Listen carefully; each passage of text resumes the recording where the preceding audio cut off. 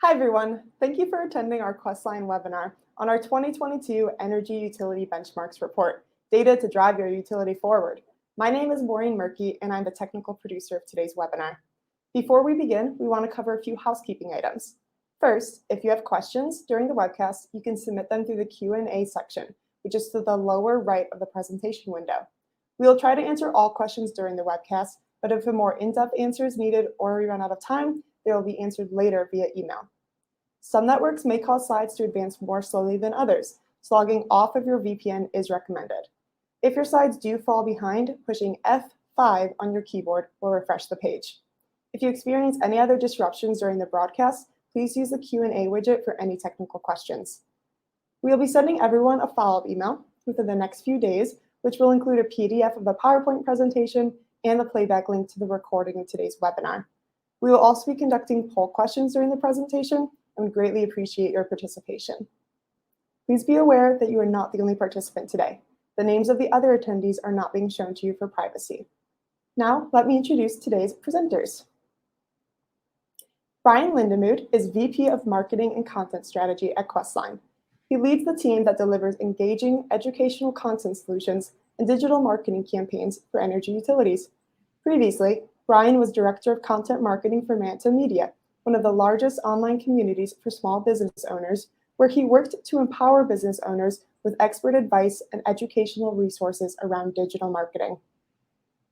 Nina Cummins has over 20 years of extensive marketing experience with a focus in omnichannel marketing, advertising, digital sales, and media planning, with the ability to adapt and learn new industries. At Questline, she's an account director responsible for clients including Con Edison, Entergy, and Consumers Energy. Nina has focused on digital marketing, branding, and content creation for many industry verticals, including utility, consumer packaged goods, healthcare, and retail. Outside of work, she serves on a board for a rare genetic disorder, enjoys time with her 2 sons, and traveling as much as possible. And now I'll go ahead and turn it over to Brian, who will start taking us through the 2022 report findings. Thank you, Maureen, and thanks again to all of you for joining us today.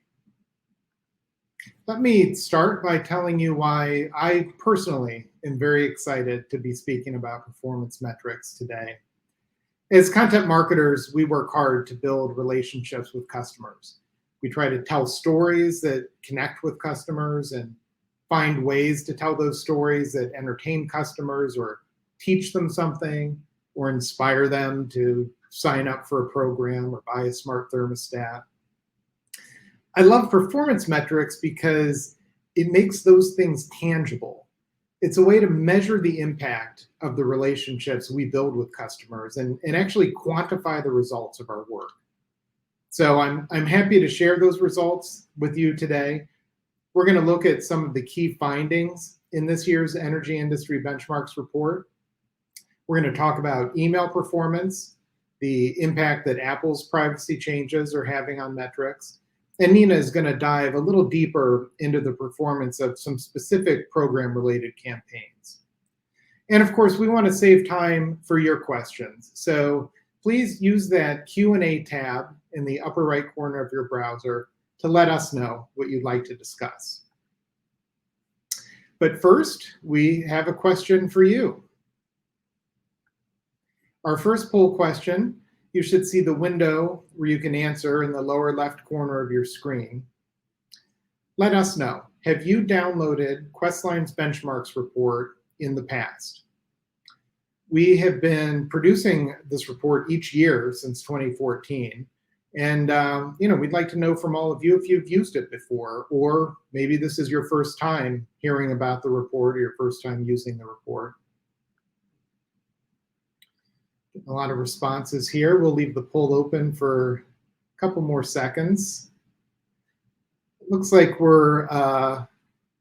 about 60% of you have used the report before, and 40% are new to the report. So we are happy to see those of you who are returning fans of the report, and of course happy to see many of you will be using the report for the first time. If you haven't already, to see this year's report, there's a link in the upper right corner of your screen that sort of turquoise colored sticky note that says view our 2022 Energy Utility Benchmarks report. If you click on that, that will give you a link directly to the report. So, those of you who have used the report in the past, you'll notice there is a bit of a change this year. All of the metrics, the tables and tables of metrics, are still available as a PDF to download. But we also added this year a web page with the analysis and the high-level observations, along with some colorful animations. So we hope that you enjoy that. So where do all these metrics come from anyway? Those of you who work with Questline know that we love digital marketing data. Every single day, we're working with energy utilities to look at the performance metrics of those utilities campaigns, to look at program conversions, to look at what content is building engagement with that utility's customers. Throughout the year, though, these conversations are pretty specific. We're looking at the performance for each individual utility. The annual benchmarks report is our opportunity to step back and look at the bigger picture. This is where we analyze, not at the utility level, but at the industry level, to look at a year's worth of data for all energy utilities. So this report and our discussion today is based on 367 million messages that we deployed last year, as well as the engagement metrics for nearly 2,000 pieces of content, 1,954 unique pieces of content that we deployed last year. It's a lot of data, and we're really happy to share it with you and share our thoughts with you. So here is the headline this year. Engagement in 2021 was pretty much flat year over year. And we've been a little surprised by that and very excited about that. So now you're asking, what's so exciting about engagement being flat in 2021? Well, you might recall that 2020 was quite a year. As a result of the pandemic and the sudden change in everyone's lifestyle, changes in your customers' needs, digital engagement went through the roof in 2020. Overall open rate increased 14% from 2019 to 2020. CTOR just on paperless billing campaigns was 53% higher in 2020. I mean, it was remarkable. It was a remarkable year for lots of reasons, obviously. What we didn't know then was whether that spike would be a one-time blip or a permanent change in customers' behavior. I suspected that I might be sitting here a year later explaining that engagement went down in 2021 because of the spike in 2020. But it didn't. Engagement was flat in 2021, but it was flat at record high levels. So I think we can confidently say now, 2 years on from the pandemic, that the change in customer behavior was permanent. That increase in digital engagement was not a blip, but it's a new and lasting expectation that customers have for dealing with their energy provider. Let's look at a few other interesting findings from this year's benchmarks report. We are seeing great engagement among municipal utilities. Munis have the highest overall open rate by far at 40%. And I would say this is consistent with the trend we're seeing where more munis are investing in digital engagement, proactively building those relationships with their customers. Along the same lines, electric cooperatives are showing great gains in CTOR and click-through rates. Again, I think this is a result of co-ops doing more outreach, and in this case, the type of program marketing where we're optimizing for clicks and conversions. The overall email delivery rate for all utility types reached a record high this year, 99.3% delivery rate, which is incredible, frankly. We work closely with utilities on list hygiene best practices, deployment optimization, CAN-SPAN compliance, of course. It is great to see those efforts pay off for all of you, and outstanding delivery rates for the entire industry. It's really promising. This is a topic I know we've all heard a lot about since last fall. The impact is still unfolding, but we are getting to the point now where I think we understand what the effect is going to be going forward. Apple Mail privacy protection was introduced in September. It allows users to prevent the tracking of if and when they open an email, which obviously we would expect would affect open rates. So the way it works, Apple actually preloads every message on a proxy server, which is recognized as an open. The expected impact is an increase in open rate. In theory, you could potentially see a 100% open rate for Apple Mail users. If we did, that would make it easy, frankly, because at least we would know what we were looking at. But of course, it's not that easy. That's not what we're seeing. There are several reasons why. This feature is available only to users who have updated to the latest operating system. And then even among iOS 15 users, they have to turn on this feature. And even then, they might be using another mail app altogether on their iPhone, which, just as an example, I personally do. So with all of those caveats in mind, we are now seeing an 11% lift in overall open rate, which we attribute to the Apple privacy changes. We're also seeing 34% of all opens flagged as machine read, which is consistent with the number of emails that we expect would be delivered to Apple Mail. We do not think that this had a substantial impact on the 2021 numbers that we're talking about today and that are included in this benchmarks report. As I said, it's been a slow rollout since late last year, so we expect that impact in the last few months of last year was minimal. But we do think this is going to have an impact on 2022 numbers. So a year from now, we could be looking at a 39% open rate instead of 28%, and we would attribute that 11% gain to Apple's changes. We obviously are going to have a lot more guidance on that as the year goes on, and we'll continue watching it closely. But the takeaway is, this is the bottom line. We can't rely on open rates anymore, period. And when I say we, that is the digital marketing industry, everyone. And that's okay. Open rates are useful, at least they used to be useful, but they're not the most important metric.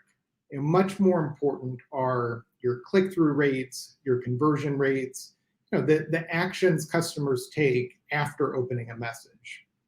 So going forward, we're all going to need to pay more attention to those metrics, focus on the results, focus on conversions, and we probably can't worry about open rates anymore. It's just not going to be a reliable metric from this point forward. All right, here is another opportunity for you to weigh in. Our second poll question: how do you use digital marketing performance metrics at your utility? Do you use metrics to determine your marketing goals or your program goals? Or perhaps data like this helps you set your budget as you see what kind of conversion rates you can expect? Or maybe you're comparing your utility's marketing performance to the rest of the industry. For this one, you can select as many answers as you want, if there is more than one way that you use performance metrics. As you answer, I'll remind you to add your questions to the Q&A tab in the upper right of your screen. We want to hear from you as we continue our discussion. Getting some interesting results here. It looks like the most popular so far is determine conversion goals, such as program signups. And then determine marketing goals is, next is compare your utility's performance to the industry, and then determine marketing goals. Really interesting, and thank you all for your feedback. If you want to see the results of that poll, you can check the polls tab in the upper right of your screen and look at the, click on the closed link of polls. You should be able to see the results there. So now I'd like to bring Nina Cummins back into the discussion. Nina has many years of digital marketing experience, and she's been here at Questline for more than 5 years. Nina works very closely with energy utilities to implement these digital engagement campaigns. She has some great examples of seeing these digital performance metrics in action. Nina? Thank you so much, Brian.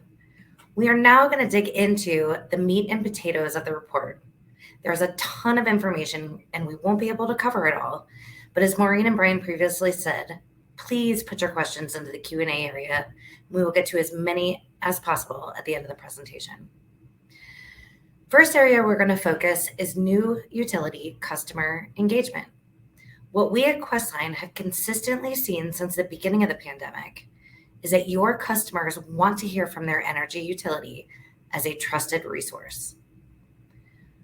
What better way to connect with a customer than through your welcome series? Kind of like a neighbor bringing a dessert or something when you first move into your home, your utility is reaching out with relevant and timely information. As you can see in 2021, open rate had a 16% increase. Though utilities have different priorities, through years of data, we have found that messages that should be included in a series are billing and payment, my account, EE tips, and outage and storm type of communications. Here are the top 10 subject lines out of all the welcome series. You'll see that billing and payment comes up often in this list. However, you don't want to overwhelm your new customers. So note that our data shows 4 to 5 messages in a series really is the best practice. One of our clients started a welcome series just last year, and they are seeing click to open rates leveling in the 25% for their billing and payment email. So again, that just goes to show that your clients want to hear from you with this important type of information. Moving on to specific content areas, let's start with residential performance. Just as it was a popular category for welcome series, energy efficiency is also a top category as a whole. I have a few examples of holistic campaigns. One large IOU cross-promotes energy affordability programs through a newsletter and multiple email campaigns, while others often send a behavioral follow-up email when an article in a newsletter aligns with a specific program and a customer has interacted with that article. Our top article in 2021 was, "Are you cool with your air conditioning system?" with nearly 54,000 page views. Our top video was from our 5 Ways to Save series, as all of us are looking for ways to save costs on energy. Moving on to business content. Key accounts and SMB customers are looking for easy ways to make energy efficiency upgrades. We have found that SMB audiences still recovering from the last 2 years are looking for ways to save money. One example of a successful cross-promotion within our business audience is a client promoting their EV Make Ready program. This is a program to develop EV infrastructure. They put content in their newsletter to promote webinars and send additional behavioral emails based on activity pertaining to EV content within the newsletter.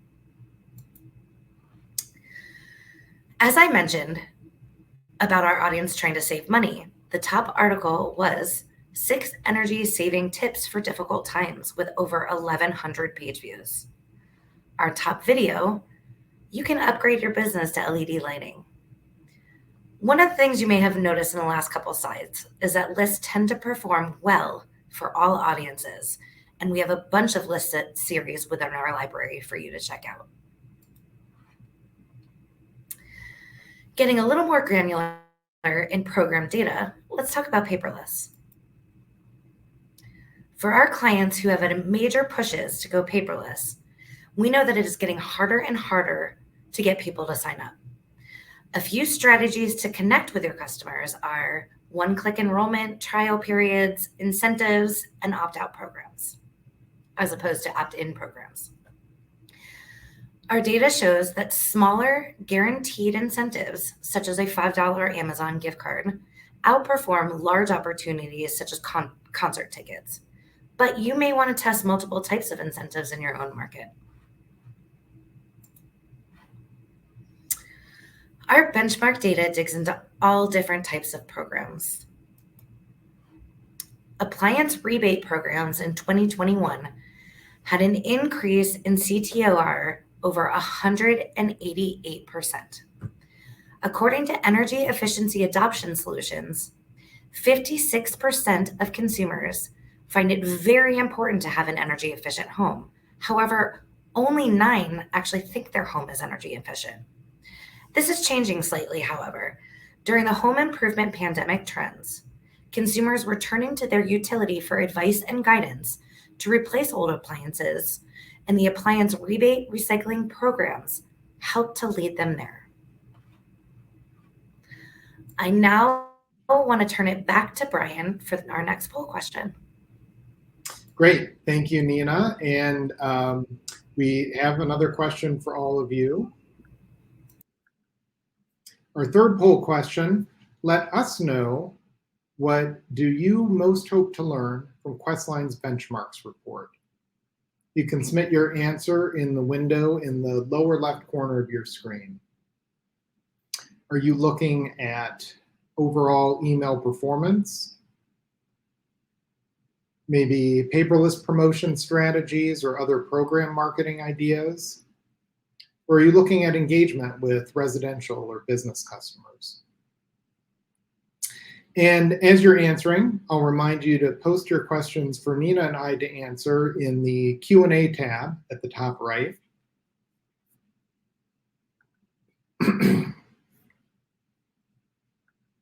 All right, let's take a look at your answers. So the most popular response, 30% of you are looking for overall email performance. And then actually tied for that, also at 30%, is residential customer engagement. So thank you again for your feedback. And if all of you want to see the results of this poll, you can look in the closed polls tab at the top right there. So speaking of residential and business customer engagement, we are big advocates here of monthly email newsletters. A newsletter is a reliable touch point. It is a great way to maintain a consistent connection with customers.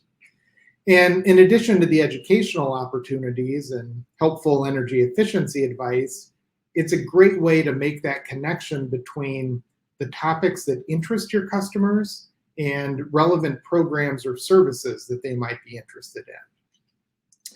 Something interesting that we pulled out of the performance data this year, newsletter subject lines that use a consistent, repeatable format have higher engagement than newsletters with a different subject line each month. So you can see the repeatable subject lines are delivering 27% open rate versus a 21% open rate where the subject line changes every month. So for example, a repeatable subject line would be something like utility name, your newsletter for March, where a custom subject line might just use the title of that month's lead article, and then that would be different each month. So why are these repeated templated subject lines more effective? I suspect that it's for the same reason that newsletters work. It's the consistency. Customers who enjoy your newsletter and open it regularly know to look for it each month, or at least when they see it in their inbox, they recognize it. And it may be that the consistent subject line format makes it more identifiable and more likely that returning customers will open it again when they recognize it. Here is another trend that we have seen emerge from the pandemic in the last year or so. It is getting more challenging to reach key accounts customers, while engagement with SMB customers is actually increasing. This is at least in part due to the different ways that different types of businesses have responded to the pandemic. Small business customers needed a lot of assistance, especially early on in the pandemic. And in addition to the government support programs that were available, they may have been reaching out to their utility for payment programs, efficiency advice, or other ways to save. Large businesses didn't qualify for as much of the federal aid that was available, and yet many are still dealing with the effects of the pandemic. Just, as an example, many large businesses still haven't brought their workers back to the office. So the lesson here is not that key accounts customers can't be engaged with.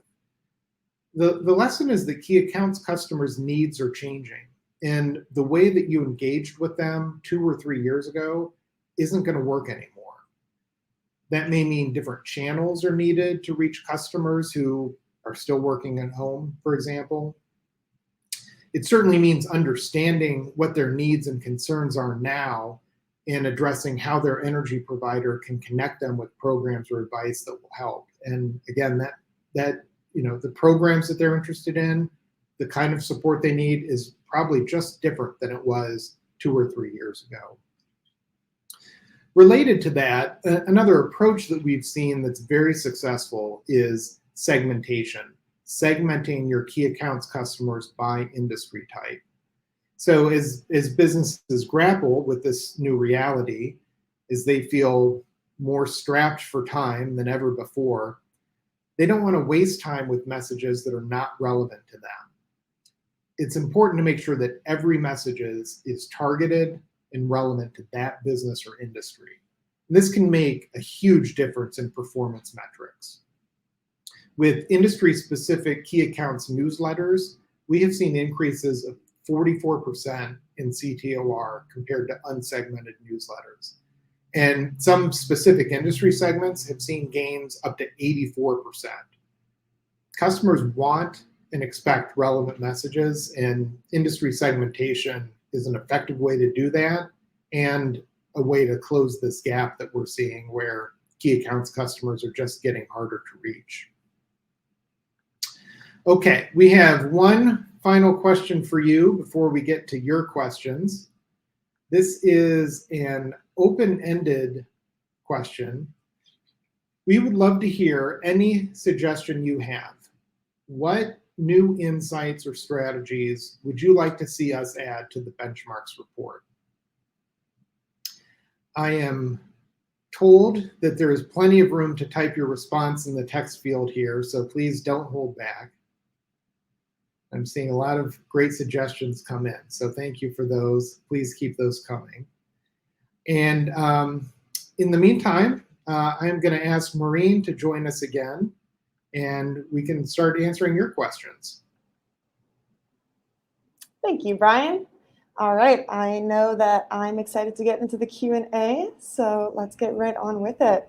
Brian, I know you talked a little bit about the Apple privacy, but there's still some more questions, concerns about that. So Sure. One question is, how do you perceive the Apple privacy updates changing performance metrics in this coming year?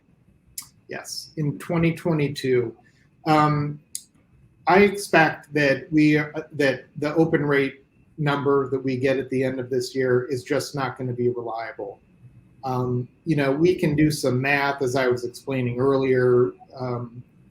We can calculate the probable impact that the Apple privacy changes are having on the open rate. We expect that that's going to be make our reported open rate about 11% off by the end of the year. So, we can do those calculations. We could say that, the actual open rate is probably 11% lower than what we're measuring. But in the end, I think we're all just going to have to agree. And again, when I say we all, this is, obviously not a utility issue, not a Questline issue. This affects every marketer, every business that sends emails to customers. This affects everyone. I think that we're all just going to have to come to an understanding that open rate metrics are not reliable anymore. And that they're, we just aren't really going to be able to use them.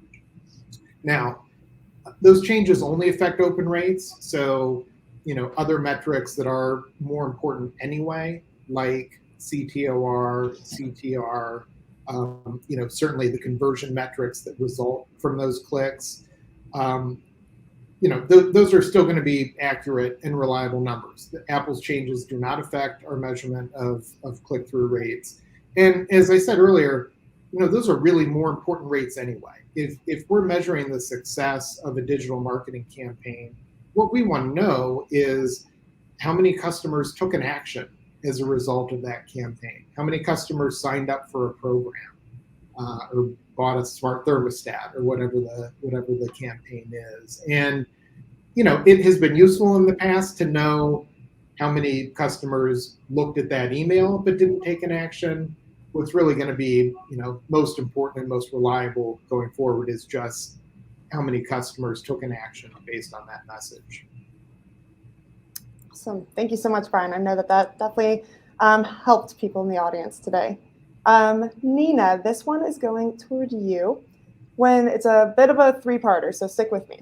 So when gathering stats for the Welcome series, were those overall stats based on an entire series of emails, or were they just off of the first email in the series? And additionally, what was the average number of welcome emails you saw in a single series? Good question. Those numbers that we saw were averages across the whole series, so not just the first one. As you probably know, we do see minimal drop-off between 1, 2, 3, and 4, possibly 5. But again, those numbers are minimal. Where we do see the decreasing level would be after email number 5.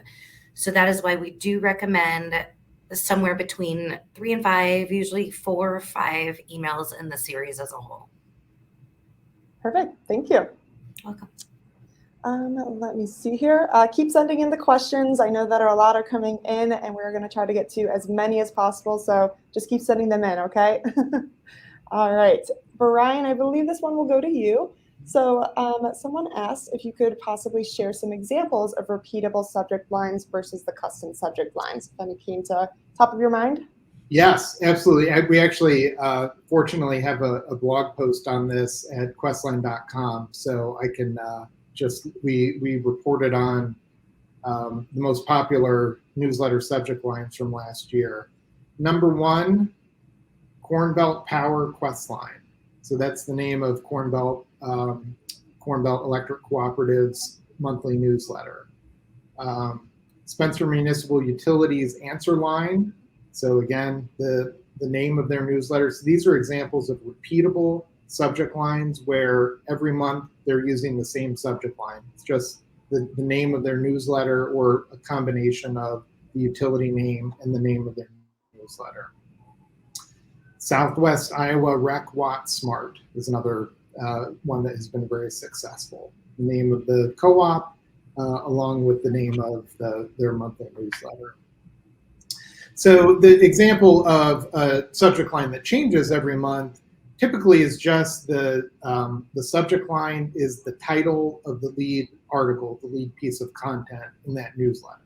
So examples, and these subject lines did well, but not as well or not as consistently as the sort of templated subject line. So examples of subject lines that change every month: be prepared for a winter storm, you can install a smart thermostat, hey, weekend warrior, want to improve your HVAC system. Actually, I like that. I like that subject line. So, again, the subject lines I just cited did well, but not as well or not as consistently as where you're just using the same, basically the name of the newsletter, the name of your utility each month.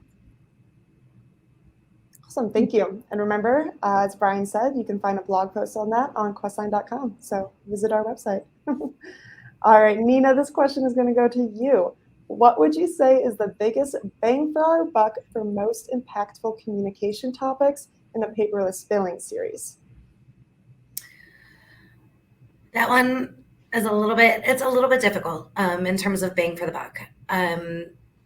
One of the things I would like to take into consideration is how long you've been running the program, because as mentioned before, it does level off a bit. And so at that point, depending on your goals, we would recommend some sort of incentive. And that's what I was talking about earlier, that these guaranteed smaller, you get $5 Amazon gift card if you sign up today, help, as opposed to you have a chance to win this brand new car, whatever it might be. So I would say try the incentive route. If you have not started, really identifying the benefits of paperless for both, time, energy, effort. You can pay your bill from wherever you are. You can get your statement wherever you are. We do have the ability to have your statements online if that is a fear. For somebody that likes to keep everything filed, and that you can pay at your leisure. So those are some of the benefits that we have. And then of course the environmental benefits of paperless and not cutting down so many trees. Those are all great things to highlight as well. Awesome, thank you. This is another paperless billing question, so I'll direct it to you. Brian, feel free to jump in whenever too, though. What are the hardest customers that you see that have not converted to paperless yet? Oh, that is a good one. I mentioned earlier about how well paperless campaigns did last year. Nina talked about, are we sort of reaching a plateau in paperless conversions?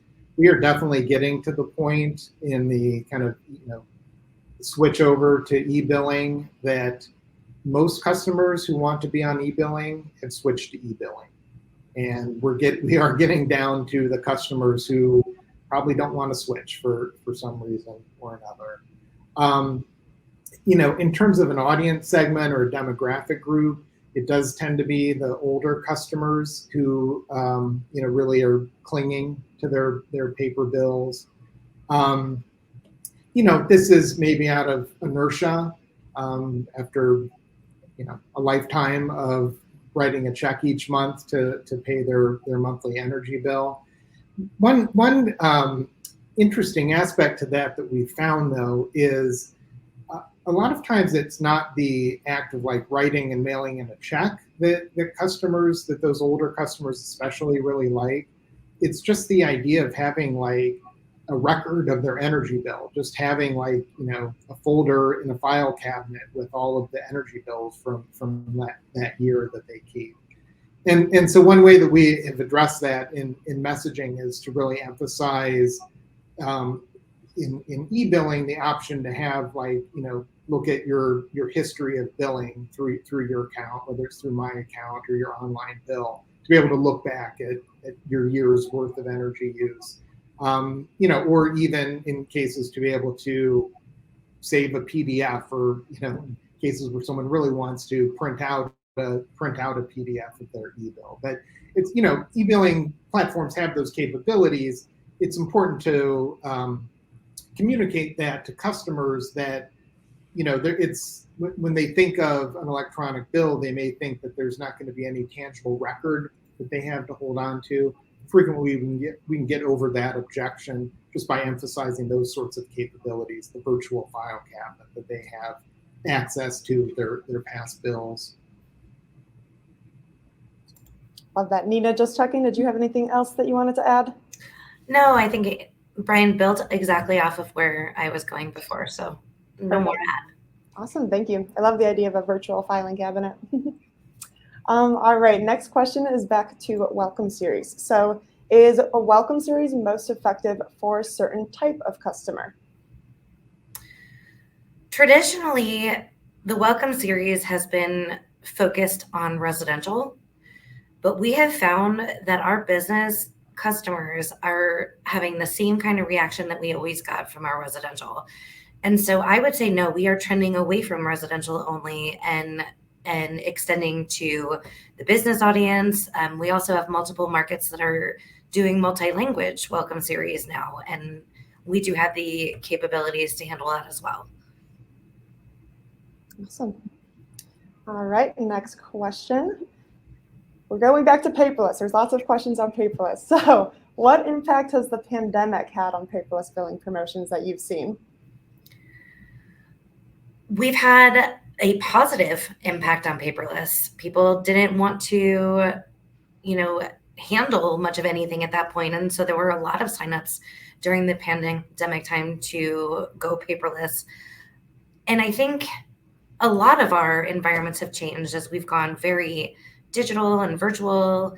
And so it became more of an ease because it was a habit that we're working in this every single day. We're going to school in this. We are on these webinars, what have you. So it had a very positive impact in terms of paperless adoptions. One little caveat of that also is the smaller markets where people go, or were going, I should say, and paying their bill in person, that obviously had to shut down. And so that forced the hand of a lot of people to find different ways to pay and led to some of this electronic adoption. Wonderful, that makes sense. All right, just a reminder, keep sending in the questions. We have a little bit more time to answer them, so just keep sending them in that Q&A tab, okay? All right, next question, Brian. This is another question about Apple privacy. Do you anticipate Apple and others might have a newer and more robust trusted sender as a result of the increased security? That is a great question. I have not heard of any proposals or anything in the works about that specifically. My feeling is we're actually going in the opposite direction. So, the Apple email change that we mentioned is just one of several new features or new capabilities like that are designed to protect, to allow customers to take more control over their online data. And we focus on the email change, of course, because it directly impacts the open rate and the metrics that we're talking about here. But another big change, also implemented by Apple, allows customers to block individual apps on their phone from tracking their activity from app to app, and that has had the biggest impact on Facebook. So a lot of the data that Facebook collects about customers, their web browsing behavior and that sort of thing, customers can now prevent that tracking, prevent Facebook from collecting that kind of data. So again, that change doesn't affect us, but it's another example of the types of controls that companies like Apple are starting to implement. And I think that we're going to see more changes like that. I think the road that we're going down is going to lead towards more customer control over their online data, making it harder for companies like Facebook or email marketers, for that matter, to be able to report on customer behavior on their phones or on their computers. So,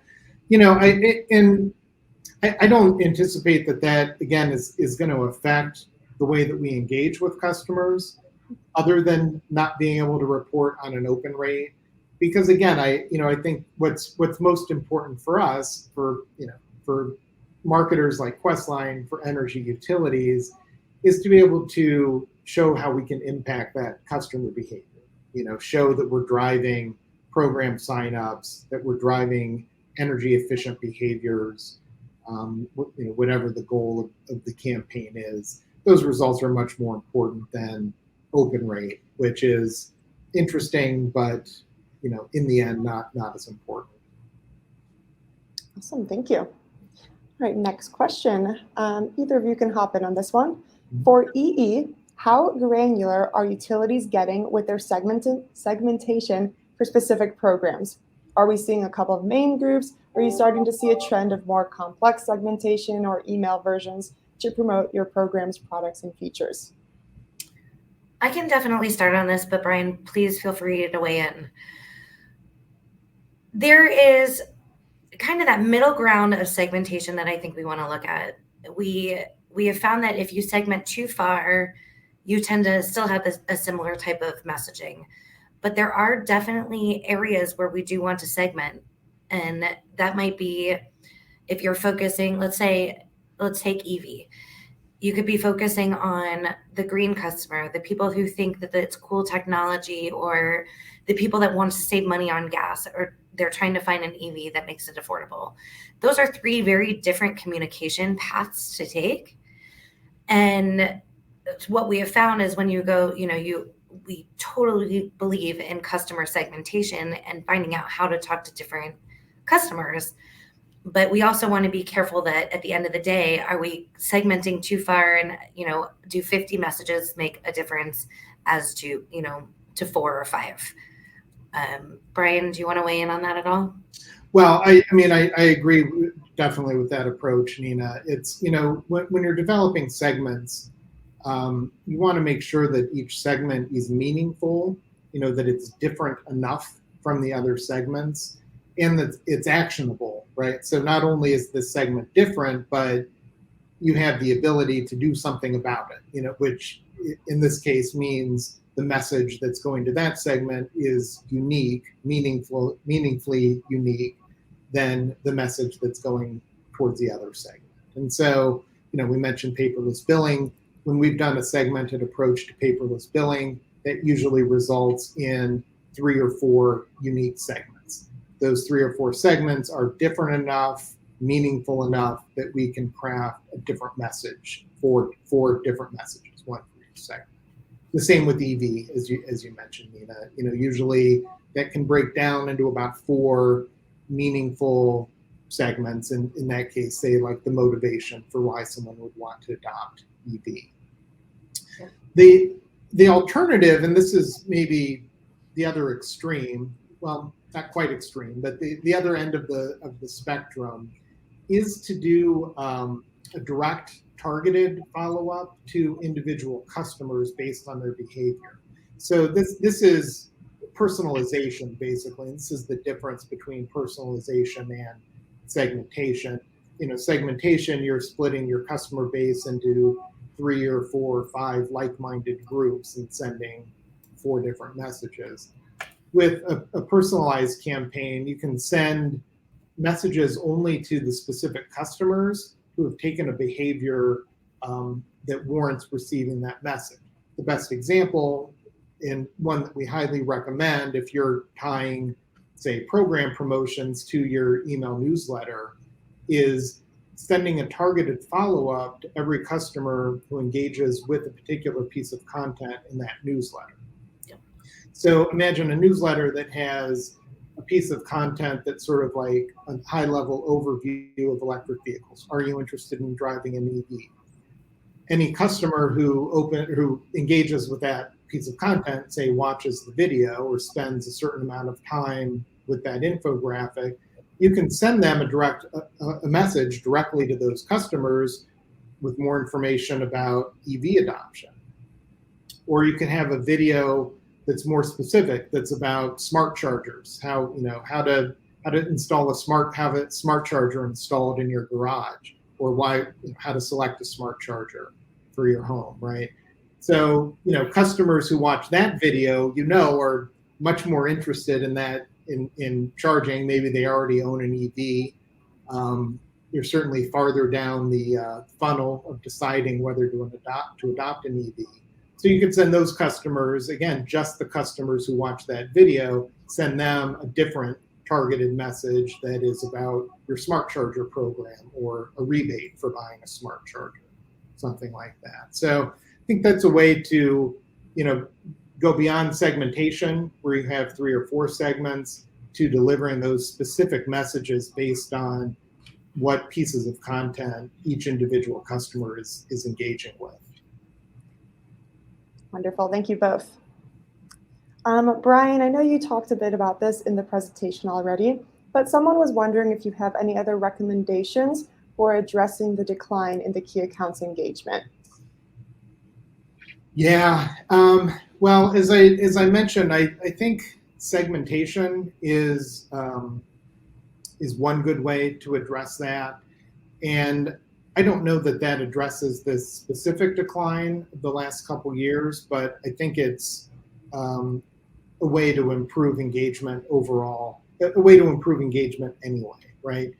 Business customers in particular are extremely busy.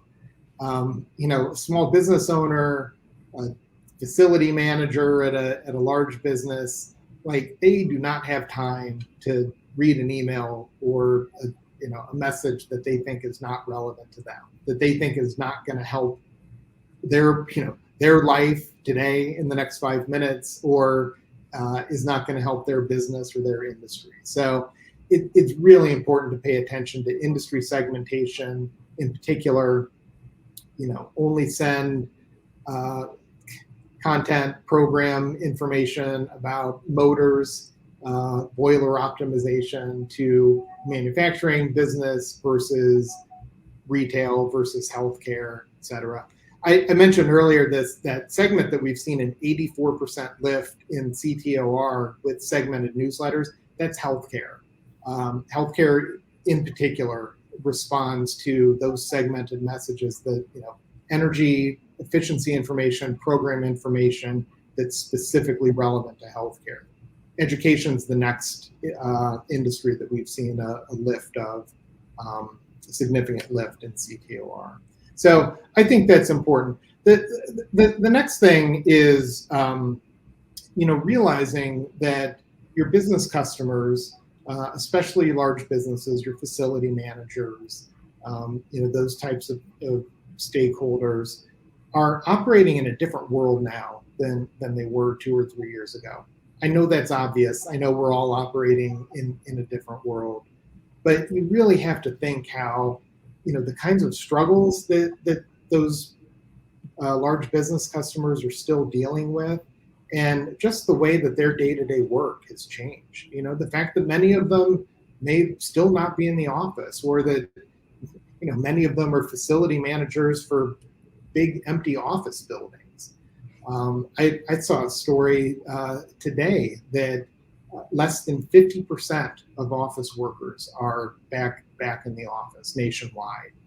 And you can, depending on the particular industry, you can probably imagine, some industries are, a larger percentage are back to work, and some industries a much smaller percentage are back to work. So these are all challenges that your business customers are still dealing with, and they still don't have the answers for what that's going to look like. It's really important to be sensitive to that, and to make sure that you're developing your outreach strategies appropriately.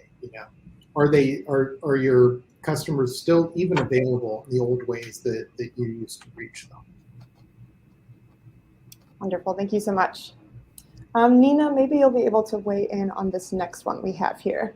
So someone is saying about how we typically look at unique open rates and unique CTORs. They're wondering, when is an appropriate time to review the unique open rates and CTORs versus the regular opens and clicks? I think one of the big things you can garner from the totals versus the uniques is, for the people that actually saw something, how interesting is it? How many times are they going back to it? Is it a relevant piece of content that maybe is a research piece? And I believe that would be one of the biggest ways to look at the numbers of uniques versus totals.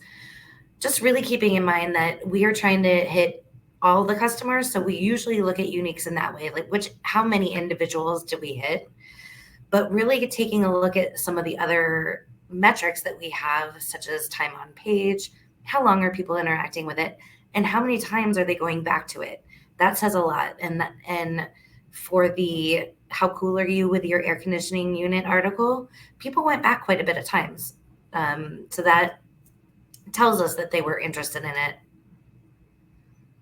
Awesome. So I think we have time for just one more question. So we're going to go with this one. Can either of you or both of you speak to the impact that Welcome Series has on those who graduate from a Welcome Series and on the communications that come after that. Do you want me to start, Brian? Sure, yeah, go ahead, Nina. Okay. What we have seen in the past, especially, is that people that have engaged with the Welcome Series, especially graduate through the whole Welcome Series, tend to be a lot more active within follow-up communications. And that includes both newsletters as well as program promotion type of communications. And so really grabbing that customer when they first, sign up for service is a way to get them in your fold. Another thing that I wanted to mention in terms of graduates is we've had and we've seen extreme success with anniversary emails. So you've graduated, you signed up last year for service, you went through the whole Welcome Series, and it's been a year. And I'm, as a utility, as your energy provider, am reaching out to say, I just want to thank you. I don't want to sell you anything. I don't want you to spend a lot of time. I just want to thank you for being a trusted customer for the last year. Those had outrageous opens and interactions. And it's one of those really feel good touch points that I think we have the ability to really easily keep up as a utility speaking to their customers. That's great, Nina. And I think it's important to think of Welcome Series, to think of anniversary emails like that as part of the overall digital relationship that an energy provider has with its customers. Often we talk about these things, and especially when we're looking at performance metrics like we are today, we think about each of these campaigns as like individual pieces, right? The Welcome Series is a distinct thing, and paperless campaign is a distinct thing, and each of your individual program promotions and your monthly newsletter are all different sends, and every one of them has its own page in the benchmarks report.